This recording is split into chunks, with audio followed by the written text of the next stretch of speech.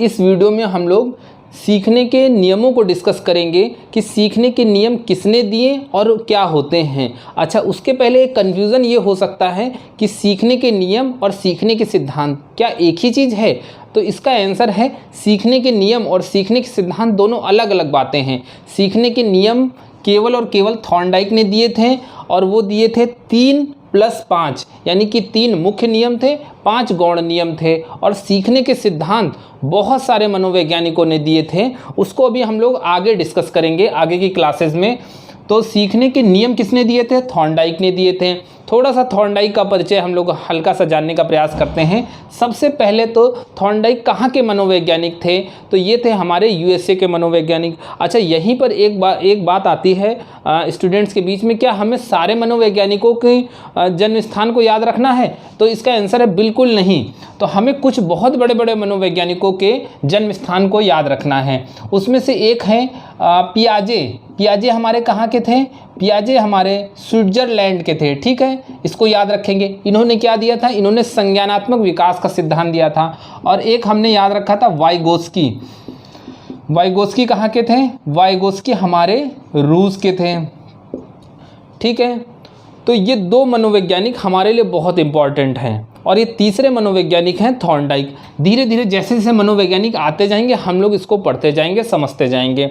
अच्छा, इन्होंने, अब ये मूल रूप से तो एक पशु वैज्ञानिक थे, तो इन्होंने पशुओं के इंटेलिजेंस पे बहुत काम किया, पशुओं के मनोविज्ञान पे बहुत काम किया और एक बुक लिख दी थी एनिमल इंटेलिजेंस। ये हमारे लिए इम्पॉर्टेंट है, एनिमल इंटेलिजेंस।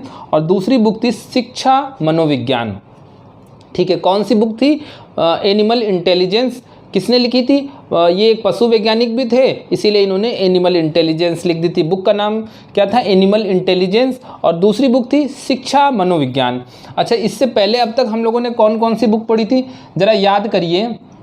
हम लोगों ने एक वाइगोस्की की बुक पढ़ी थी, लैंग्वेज एंड थॉट। अच्छा, उसके बाद हम लोगों ने पियाजे की भी एक बुक पढ़ी थी, language and thought of a child. ठीक है, एक और बुक थी जो बहुत इंपॉर्टेंट थी, बियॉन्ड आईक्यू। ये लिखी थी त्रितत्व सिद्धांत के प्रतिपादक स्टर्नबर्ग। ये तो थोड़ा सा हल्का सा रिवीजन था, इसको बीच बीच में जैसे ही बुक आती है तो हम सारी बुक बता देते हैं। और किसी मनोवैज्ञानिक के गांव का एड्रेस आता है तो हम लोग सारे मनोवैज्ञानिकों के गांव के एड्रेस को देख लेते हैं। हाँ, तो पियाजे स्विट्जरलैंड, वाइगोस्की रूस और थॉर्नडाइक अमेरिका। तो ये तो बात हो गई इनके परिचय की। ठीक है, ये तो बड़ा आसान है। बात करते हैं, जो मुख्य बात है कि इन्होंने सीखने के नियम कितने दिए, तो उसको हमेशा हमेशा के लिए याद रखेंगे। इन्होंने 3 मुख्य नियम दिए थे और 5 गौण नियम दिए थे। कितने मुख्य नियम दिए थे? 3। और कितने गौण नियम दिए थे? 5। ठीक है, ज़रा एक बार सबको पढ़ लेते हैं और कोई ऐसी ट्रिक देखते हैं कि बस पढ़ने के बाद मज़ा आ जाए और जीवन भर के लिए हमें याद हो जाए। क्वेश्चन ऐसे आए फटाफट, यूपी टेट हो या रीट हो, हमसे क्वेश्चन कहीं छूटे ना। पहला नियम है तत्परता का नियम, दूसरा नियम है अभ्यास का नियम, तीसरा नियम है परिणाम, प्रभाव या संतोष का नियम। अच्छा, यहाँ पर जब एक से अधिक नाम आते हैं तो हमें याद रखने की ज़रूरत नहीं, हमें बस समझना है कि ऐसा नाम आखिर बनाया क्यों गया होगा। परिणाम, प्रभाव या संतोष का नियम, अभी हम लोग उसको डिस्कस करते हैं। गौण नियमों को ज़रा देखते हैं। आंशिक क्रिया का नियम, बहु प्रक्रिया का नियम, मनोवृत्ति का नियम, आत्मीकरण का नियम और संबंधित परिवर्तन का नियम। ठीक है, 5+3 हमने अक्सर देखा है कि विद्यार्थी इसको याद करते हैं और इतना कंफ्यूज होते हैं। One of the most confusing topic of child psychology. ठीक है, इसको याद रखना है। तत्परता का नियम, अभ्यास का नियम और परिणाम का नियम। ज़रा यहाँ पर एक से अधिक नाम दिए, ज़रा इनको समझ लेते हैं। परिणाम का नियम मतलब कोई परिणाम आ रहा है। अच्छा, क्या परिणाम हमारे जीवन पर प्रभाव डालता है? तो उसका उत्तर है बिल्कुल डालता है। तो परिणाम डालता है हमारे जीवन पर प्रभाव। तो परिणाम का नियम कह लो या प्रभाव का नियम कह लो, क्या एक ही बात है? हाँ, बिल्कुल एक ही बात है। अच्छा, परिणाम ही तो हमें संतोष देता है, तो अगर संतोष का नियम आ जाएगा तो क्या संतोष के नियम को हम लोग तत्परता का नियम समझ सकते हैं क्या? संतोष के नियम को क्या हम अभ्यास का नियम मान सकते हैं क्या? संतोष का और अभ्यास का, सेटिस्फैक्शन का और अभ्यास के नियम का कोई डायरेक्टली संबंध नहीं है। परिणाम, प्रभाव, संतोष ये एक ही बात है। ठीक है, अब ज़रा इसको याद रखते हैं, याद कैसे करना है। अच्छा एक बात बताओ, जब हम लोग कुछ सीखने का प्रयास करते हैं तो हम लोग बड़ी मेहनत करते हैं, तो जब बहुत मेहनत करते रहते हैं तो कोई ना कोई हमसे पूछता है काहे भैया इतनी मेहनत कर रहे हो, तो हम लोग कहते हैं बस जीवन में आज तप कर लें, कल तो हमारा जीवन बहुत अच्छा होगा। तो सीखने के लिए क्या करते हैं हम लोग, तप करते हैं। सीखने के लिए मुख्य रूप से हम लोग क्या करते हैं, तप करते हैं। तो तप से हम लोग याद रखेंगे थॉर्नडाइक के मुख्य नियम। तप का मतलब हुआ तत्परता का नियम, अभ्यास का नियम और परिणाम का नियम। अगर ये ट्रिक याद हो गई हो और समझ में आ गई हो, मज़ा आ गया होगा, तो नीचे लाइक करके ज़रा कमेंट कर दीजिएगा। तत्परता का नियम, अभ्यास का नियम और परिणाम का नियम जीवन भर के लिए आपको याद हो गया कि अगर सीखना है तो हमें क्या करना पड़ेगा, हमें तप करना पड़ेगा। सीखना है तो तप करना पड़ेगा। अच्छा, अब मुख्य रूप से तो हम तप करेंगे और सीख जाएंगे। अब ज़रा हमें याद रखने की ट्रिक ये जानना है कि गौण नियमों को कैसे याद रखना है। अच्छा, तप करेंगे, ज़रा एक छोटी सी कहानी सुन लेंगे। तप करेंगे चाहे आंशिक रूप से करें चाहे बहु प्रक्रिया से करें, लेकिन अपनी मनोवृत्ति का आत्मीकरण करेंगे ताकि परिवर्तन आए। ज़रा एक बार फिर से समझते हैं। तप करेंगे लेकिन, और तप कैसे करेंगे, चाहे आंशिक रूप से करें चाहे बहु प्रक्रिया से करें, लेकिन अपनी मनोवृत्ति से करेंगे ताकि आत्मीकरण में परिवर्तन आए। अब इसी लाइन को सब लोग अपने अपने सेंटेंस में लिख लेंगे। देखिए यहाँ पर जगह है तो हम भी लिख दे रहे हैं। तप करेंगे, ठीक है, तप करेंगे। कैसे तप करेंगे, चाहे आंशिक रूप से करें और चाहे बहु प्रक्रिया से करें, लेकिन करेंगे कैसे, मनोवृत्ति से करेंगे। और मनोवृत्ति से करेंगे और ऐसे करेंगे कि आत्मीकरण में संबंधित परिवर्तन आ जाए। ठीक है, अब ये ट्रिक हमारे लिए जीवन भर के लिए हमें याद रखने वाली है कि थॉर्नडाइक के नियम कौन कौन से थे। बार बार बहुत कन्फ्यूज़न होता है। तप से, टी से तत्परता का नियम, अभ्यास का नियम, परिणाम का नियम। ठीक है, आंशिक रूप से आंशिक क्रिया का नियम, बहु प्रक्रिया का नियम, हाँ चाहे बहु प्रक्रिया से करें तो बहु क्रिया का नियम, बहु प्रक्रिया का नियम, मनोवृत्ति का नियम, आत्मीकरण का और संबंधित परिवर्तन का, परिवर्तन आए। तो ये 5+3 हमें पूरी तरह से याद हो गया होगा, एकदम रट गया होगा। नीचे कमेंट बॉक्स में भैया आप लोग कमेंट कर देना। ठीक है, जरा अब समझते हैं इन एक एक नियम को अच्छे से, और समझेंगे उतना ही कि दुनिया का कोई ऑब्जेक्टिव क्वेश्चन हमसे छूटे ना। पहला नियम है, यहाँ से उठाया हमने तत्परता का नियम। अब जरा तत्परता का नियम समझते हैं। तत्परता का नियम भी अच्छा, उसमें एक और इसका नाम दे देगा, कार्य प्रवृत्ति का नियम। कार्य प्रवृत्ति का मतलब ये हुआ कि किसी कार्य को आकर हमारे अंदर तत्परता होगी तभी तो कार्य करने की प्रवृत्ति होगी। कार्य प्रवृत्ति को कह लो चाहे तत्परता कह लो। अच्छा, किसी व्यक्ति के अंदर अगर कार्य करने की प्रवृत्ति ना हो, कार्य प्रवृत्ति ना हो, तो क्या उसके अंदर तत्परता होगी? बिल्कुल नहीं होगी। तो इसको क्या कहते हैं, इसका दूसरा नाम कार्य प्रवृत्ति का नियम। अब जरा जहाँ ये शब्द लिखा है तत्परता, बस वही इसकी परिभाषा है। अब आप लोग बीटीसी, बीएड और डीएलएड कर रहे होंगे तो इतनी तो आपको समझ होगी कि इसकी परिभाषा कैसे बनानी है। इससे ज़्यादा जो किताबों में परिभाषा लिखी रहती है वो हमारा समय और हमारी मेहनत को वेस्ट करती है। हम केवल इसी परिभाषा से अपने सारे क्वेश्चन कर डालेंगे, चाहे वो आज तक डीएसएसबी, रीट, सुपर टेट कैसा भी एग्ज़ाम हो, हम इस छोटी सी डेफिनेशन से अपने सारे क्वेश्चन कर लेंगे। तत्परता के नियम को समझते हैं। यदि हम किसी कार्य को सीखने के लिए तत्पर हैं तो हम उसे शीघ्रता से सीख लेते हैं। तो यही है थॉर्नडाइक का तत्परता का नियम। वो कहते हैं अगर आप सीखने के लिए तत्पर हो, यानी कि तैयार हो, आपके अंदर कार्य प्रवृत्ति की इच्छा है, कार्य प्रवृत्ति है, तो आप सीख लोगे। बस यही है तत्परता का नियम। अच्छा, तत्परता के पहले एक बहुत इंपॉर्टेंट चीज़ आनी चाहिए, परिपक्वता।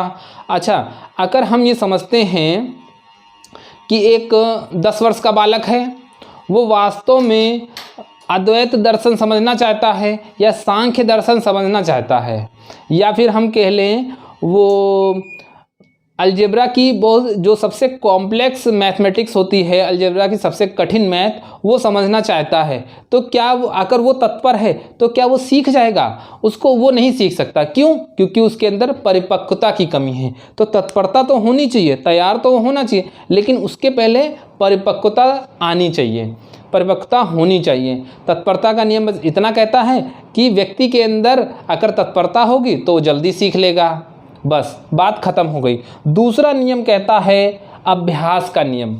अब अभ्यास में कह दो 2 नियम अलग से और दे दिए गए, कुछ है नहीं, बस ये फालतू फालतू के नाम दिए गए हैं ताकि एग्जाम में क्वेश्चन कितने सरल सरल बनाए जा सके। तो इसका अभ्यास का नियम है, पहला उपयोग का नियम, दूसरा अनुपयोग का नियम। उपयोग का नियम क्या कहता है? उपयोग का नियम कहता है अगर हमने किसी कार्य को सीखना है, अगर हम बार बार करेंगे तो जल्दी जल्दी सीख जाएंगे, बार बार करेंगे तो जल्दी सीख जाएंगे। इसको पढ़ते हैं। अभ्यास के नियम में पहला नियम है, यदि हम किसी कार्य का अभ्यास करते हैं तो सरलतापूर्वक सीख लेते हैं। बहुत आसान बात है, किसी कार्य का अभ्यास करेंगे तो जल्दी सीख जाएंगे। अनुपयोग का नियम, अगर हम किसी कार्य को नहीं करेंगे, बार बार नहीं करेंगे तो भूल जाएंगे। जैसे आप लोग मनोविज्ञान की अगर रेगुलर क्लास कर रहे हैं तो अभ्यास के नियम में हैं तो आप सीख जाएंगे। अगर आप अनुपयोग के नियम हैं, लॉकडाउन हो गया और तैयारी एकदम बंद है, तो भैया अनुपयोग के नियम में आप अभ्यास नहीं करोगे तो सीख नहीं पाओगे। क्या इतनी बात समझ रहे हैं? तो ये हो गया अभ्यास का नियम। क्या खत्म हो गया हमारा? तप में टी, तत्परता। जितना ज़्यादा तत्पर होंगे उतना जल्दी सीखेंगे। अभ्यास में अभ्यास करेंगे तो सीखेंगे, अभ्यास नहीं करेंगे तो भूल जाएंगे। अब बचा पी, यानी कि परिणाम का नियम। बहुत आसान है, अगर हमारे लिए परिणाम हितकर होगा तो हम सीखेंगे या सीखना चाहेंगे। अगर परिणाम हमारे लिए हितकर नहीं होगा तो हम सीखना नहीं चाहेंगे। ज़रा समझते, हम उसी कार्य को सीखना चाहते हैं जो हमारे लिए हितकर होता है, बस यही परिभाषा है हमारी। अच्छा, हम लोग सीटेट की class daily, TET, CTET, super TET की क्लास डेली कर रहे हैं। भाई 1 बजे आप कर रहे हो, कहीं ना कहीं आपकी इच्छा है कि इसके रिजल्ट बहुत अच्छे आने हैं, परिणाम बहुत हमारे लिए हितकर होगा, बढ़िया से हमारा सिलेक्शन हो जाएगा, शादी हो जाएगी और पैसा कमाएंगे, समाज में इज्जत मिलेगी। तो परिणाम क्या हितकर है। जब परिणाम हितकर होगा तो हम सीखना चाहेंगे और हम सीख जाएंगे। ठीक है। अच्छा, इसमें इसका एक दूसरा रूप भी कहा जा सकता है, इसको पुरस्कार एवं दंड का नियम भी कह सकते हैं। चाहे इसको परिणाम का नियम करें, चाहे इसको प्रभाव का नियम कहें, चाहे इसे संतोष का नियम कहें और चाहे इसे पुरस्कार व दंड का। हम लोग क्यों सीखना चाहते हैं, क्यों मनोविज्ञान सीखना चाहते हैं? क्यों? क्योंकि इसके अगर हमने सीख लिया तो पुरस्कार के रूप में हमें नौकरी मिलेगी, अगर नहीं सीख पाए तो दंड स्वरूप हमें समाज सबसे नीचे पायदान पे छोड़ देगा। ठीक है। तो ये 3 नियम हमने बहुत अच्छे से समझ लिए। और समझना क्या था, बस वही एक शब्द था, उसको हमने हल्का सा समझ लिया, खोल दिया और समझ लिया। इतने से हमारा क्वेश्चन लग जाएगा, ये मेरी गारंटी है। तो यहाँ पर 3 नियम हमने देख लिए। अब नीचे के 5 नियमों को देखते हैं। इसमें पहला नियम है आंशिक क्रिया का नियम। अब देखिए ये नियम क्या कहता है, इस नियम के अनुसार जिस कार्य को सीखना चाहते हैं उसे छोटे छोटे अंगों में अगर हम विभाजित कर लेंगे तो हम कार्य को जल्दी सीख जाएंगे। अब छोटे छोटे अंगों में कैसे विभाजित करते हैं? अब छोटे बच्चे को अगर हमें आ सिखाना है, छोटा आ से अनार, तो इसको अगर हम पहले दिन ही ये छोटे आ से अनार अगर सिखाएंगे तो कभी नहीं सीखेगा। तो इसको पहले हम 2 लाइनों के बीच में ये बनाना सिखाते हैं, इसको कहते हैं उल्टा सी या चूल्हा, है ना। ऐसे बच्चे को बताते हैं कि केवल ये बनाएं और उसके बाद बच्चे को ये मात्रा सिखाते हैं। तो धीरे धीरे बच्चा इस कार्य को हमने क्या किया, छोटे छोटे भागों में विभाजित कर लिया, फिर धीरे धीरे बच्चा सीख जाता है। उसी प्रकार से अगर हमें कार्टून बनाना सीखना है या साइंस में या आर्ट में ड्राइंग सीखनी है तो हम उस कार्य को छोटे छोटे हिस्सों में विभाजित कर लेते हैं, फिर हम उस कार्य को सीख जाते हैं। इसे कहते हैं आंशिक क्रिया का नियम। दूसरा पढ़ते हैं बहुप्रक्रिया का नियम। अब अगर हम किसी कार्य को सीखना चाहते हैं तो उसके प्रति हम बहुत तरह से अगर रिएक्शन देंगे तो उस कार्य को हम सीख लेंगे। इसका उदाहरण समझते हैं क्रिकेट खिलाड़ी। अब क्रिकेट खिलाड़ी में चाहे अगर बॉलर हो, वो बॉलिंग कराता तो है, तो ऐसे अपना हाथ घुमाता है, उसके बाद भी बॉल को लेकर 2-3 बार 4 बार ऐसे प्रैक्टिस करता रहता है, अपने हाथ को ऐसे रोटेट करता है ताकि वो अनेक प्रकार से क्रियाएं दे और उस कार्य को सीख जाए। ये बॉल को स्विंग कराना सीख जाए। या फिर अगर किसी एक खिलाड़ी को, क्रिकेट खिलाड़ी को मान मान लेते हैं हमें एक नया शॉट सिखाना है, तो खिलाड़ी हम देखते हैं वो खड़े होकर 2-3 बार ऐसे ऐसे प्रैक्टिस करता रहता है ताकि वो उस तरह का शॉट लगाना सीख जाए। तो ये क्या होता है, बहु प्रक्रिया का नियम। 2 नियम हो गए गौण नियमों में। दूसरा नियम क्या है, बहु प्रक्रिया का नियम। पहला क्या है, आंशिक क्रिया का नियम। तीसरा नियम देखते हैं मनोवृत्ति या अभिवृत्ति का नियम। ये नियम कहता है हम जिस कार्य को अगर सीखना चाहते हैं उसके प्रति अगर हमारी मनोवृत्ति जैसी होगी उसी अनुपात में हम कार्य सीखेंगे। अच्छा, इसका उदाहरण देखते हैं। हम में से अगर 2 बच्चे हैं, हम में से क्या हमारे बीच में अगर 2 स्टूडेंट हैं, उनको अगर हम भेज दें डांस सीखने के लिए, तो हम लोग देखते हैं कि हो सकता है उसमें से एक स्टूडेंट 1 महीने बाद सीख के एकदम ट्रेंड हो जाए, बहुत बढ़िया सा डांस करे, लेकिन दूसरा स्टूडेंट हो सकता है 3 महीने भी डांस सीखता रहे और उसके बाद भी सिर्फ नागिन डांस ही कर लेता हो। तो इसको क्या कहते हैं, इसको कहते हैं मनोवृत्ति का नियम। तो दूसरा स्टूडेंट उसके अंदर सीखने के प्रति वो टेंडेंसी ही नहीं है डांस के प्रति। या डांस की बात नहीं है, अगर साइकोलॉजी की हमारी क्लास है उसमें भी बहुत सारे बच्चे होंगे, कुछ जल्दी सीख जाते हैं, कुछ देर में सीख जाते हैं। जिसके मन में जितनी ज़्यादा लगाव होगा उस कार्य के प्रति वो उतनी जल्दी सीख जाएगा। इसको कहते हैं मनोवृत्ति का नियम। तो इसको पढ़ते हैं। इस नियम के अनुसार जिस कार्य के प्रति हमारी जैसी मनोवृत्ति होती है उसी अनुपात में हम सीखते हैं। उदाहरण ले लेंगे डांस वाला। आत्मीकरण का नियम। इस नियम के अनुसार बालक जिस ज्ञान को अपने पूर्व ज्ञान का स्थायी अंग बना लेता है उसे वह जल्दी और प्रभावी तरीके से सीख जाता है। कहने का मतलब ये है कि अपने पूर्व ज्ञान का स्थायी अंग अगर बना लेगा तो जल्दी सीख जाएगा। अच्छा, इसका उदाहरण लेते हैं। अगर हम लोग इंग्लिश के जो इडियम्स फ्रेज होते हैं, वोकैब्स होते हैं, अपने पूर्व ज्ञान में शामिल करके अपने डेली लाइफ में उसको यूज़ करना शुरू कर लें तो हम क्या उसको जल्दी सीख जाएंगे? बिल्कुल जल्दी सीख जाएंगे। करना क्या है, अपने पूर्व ज्ञान में उसको शामिल कर देना है। इडियम्स फ्रेज हमको जितने हमारे पुराने अनुभव हैं उस अनुभव के हिसाब से इडियम फ्रेज को प्रयोग करना है, तो क्या हम लोग सीख जाएंगे आत्मीकरण के बदौलत। 5वां नियम है संबंधित परिवर्तन का नियम।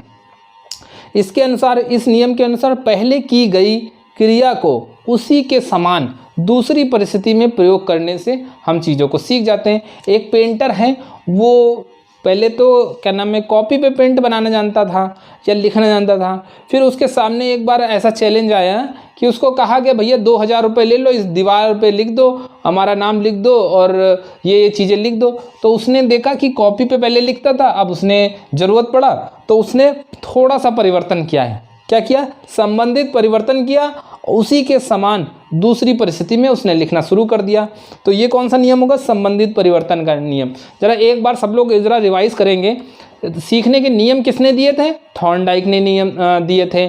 सीखने के सिद्धांत किसने दिए थे? बहुत सारे मनोवैज्ञानिकों ने दिए थे, जिसमें से थॉर्नडाइक भी एक थे। ठीक है, उनका सिद्धांत था संबंध प्रतिक्रिया सिद्धांत, संबंध, और इसके अलावा भी बहुत सारे और मनोवैज्ञानिक थे, उनके सबके सिद्धांत अलग अलग हैं। कितने नियम दिए थे? सीखने के 5 नियम गौण नियम थे, 3 नियम मुख्य नियम थे। जरा 3 नियम बता दो भैया। 3 नियम अगर हमें बताना होगा तो हम लोग क्या करेंगे? तप करेंगे। तब से तत्परता, अभ्यास और परिणाम का नियम याद है। और इसके बाद तप करेंगे, चाहे आंशिक रूप से कर लो चाहे बहु प्रक्रिया से कर लो, लेकिन करेंगे हम लोग मनोवृत्ति के साथ ही करेंगे। और ऐसा करेंगे कि आत्मीकरण हो और संबंधित परिवर्तन हो। ये 5 नियम हैं। बहुत सारे बच्चों को ये 5 नियम प्लस 3 नियम याद नहीं होते हैं। अगर हमें सिर्फ इनके नाम याद रह गए और इनके अंदर थोड़ी थोड़ी सी बात याद हो गई, हमसे सारे क्वेश्चन हल हो जाएंगे। कुछ क्वेश्चन को जरा देखते हैं। सबसे पहला क्वेश्चन है यूपी टेट 2020 का आया वो क्वेश्चन है। देखते हैं यूपी टेट और चाहे कोई भी एग्जाम हो उसमें जो लेटेस्ट ट्रेंड चल रहा है उसमें क्वेश्चन देखिए कैसे बन सकते हैं, केवल और केवल हमें नाम से और जो कि हमने ट्रिक से याद कर लिया है। पहला क्वेश्चन है थॉर्नडाइक के गौण नियमों में कौन सा नियम शामिल नहीं है? अच्छा, गौण नियम कौन से हैं? तब हो गया हमारे मुख्य नियम, तत्परता और अभ्यास और परिणाम। गौण नियम हो गए आंशिक क्रिया, बहुक्रिया, या फिर हो गया मनोवृत्ति। चौथा नियम आत्मीकरण और 5वां नियम हमारा संबंधित परिवर्तन का नियम। आत्मीकरण हमारा कैसा नियम है? गौण नियम है। बहुप्रतिक्रिया हमारा गौण नियम है। आंशिक क्रिया हमारा गौण नियम है। क्रिया प्रतिक्रिया का नियम कोई नियम ही नहीं है, ये तो न्यूटन का शायद नियम है, क्रिया प्रतिक्रिया का नियम। तो ये हमारा ऑप्शन सही हो जाएगा। ये ऑप्शन हमारा गौण नियम नहीं है। अगला क्वेश्चन देखते हैं, यूपी टेट 2018 में भी कैसा क्वेश्चन आया, थॉर्नडाइक के अधिगम के प्राथमिक नियमों में शामिल नहीं है। ये तो बहुत आसान हो गया, अभ्यास, प्रभाव और तत्परता संबंधित परिवर्तन हमारा गौण नियम हो गया। तीसरा क्वेश्चन लेते हैं, हरियाणा टीईटी का है, थॉर्नडाइक का कौन सा नियम सीखने में पुरस्कार एवं दंड के महत्व को बताता है। तत्परता का नियम तत्परता को बताता है, अभ्यास का नियम अभ्यास को बताता है, प्रभाव का नियम आता ही क्यों है, प्रभाव का नियम बताता है किसी चीज़ का प्रभाव अगर हमारे पे अच्छा पड़ रहा है तो हम उस कार्य को सीखेंगे, अगर हमें पुरस्कार मिल रहा है तो हम उस कार्य को जल्दी सीखेंगे, दंड मिल रहा है तो नहीं सीखेंगे। तो प्रभाव का नियम दंड और पुरस्कार से संबंधित है, ये हमने अपने अभी पीछे के नोट्स में देखा था। तो इतना हो गया, अभी कुछ क्वेश्चंस की और प्रैक्टिस करेंगे।